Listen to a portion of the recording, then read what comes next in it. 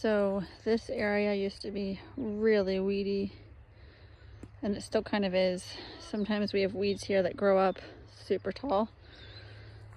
So we put this plastic down kind of as a last resort, and we've been happy with it. All I really have to do is kind of come out here regularly and just kind of weed a little bit, but it's so much better than having to weed this whole area. I don't love having plastic near what I'm eating, but I think for sanity's purpose, it makes it so much easier. And you just have to come out when things are little and get them before they get big. Now we have this weed called Mile a Minute, and it's like a vine, and it will just take over everything. Like over here we had our squash, and last year Morning Glory took over the whole thing and actually killed our squash. So I have to really stay on top of that, and so far so good. It's tricky because it's like a gap here, so I have to make sure I weed this out or it'll take over. You can see it's a lot of goldenrod, which I'm not opposed to. It's actually the ragweed that I don't like. But if I was to put a fence here, it would be harder for me to weed whack it to control it down. And it would actually kind of grow over the path here.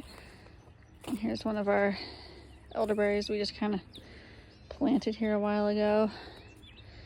Weeds, they have to be pulled up, but it's much more manageable to do that right before we plant than a whole area. And someone was asking about why I don't put the carrots in these holes. It would be 1 carrot per hole, so it would be so many little holes, it just wouldn't make sense. Whereas like this is a squash, it'll have a bunch of squash coming off of it. Here's cabbage. They take up a good amount of space, so like 1 hole per cabbage. If we go back to the carrots, I have all these tiny little carrots, which I have to thin out, and I have to weed. These are weeds. Get these out. But I need the way they grow, especially being root vegetables, if I was to harvest them, I'd pull them up through the hole in the plastic and rip the plastic, and it wouldn't make sense. So it makes more sense for me to grow them this way. Look at how happy they are. And yep, like in my other video, you just kind of run the hoe between the rows here to get most of it. But we strategically, in one of our other videos, we put all of the seeds in a line here, and then we could see them coming up, and then we can hoe. We measured a width of a hoe, so we could easily do that.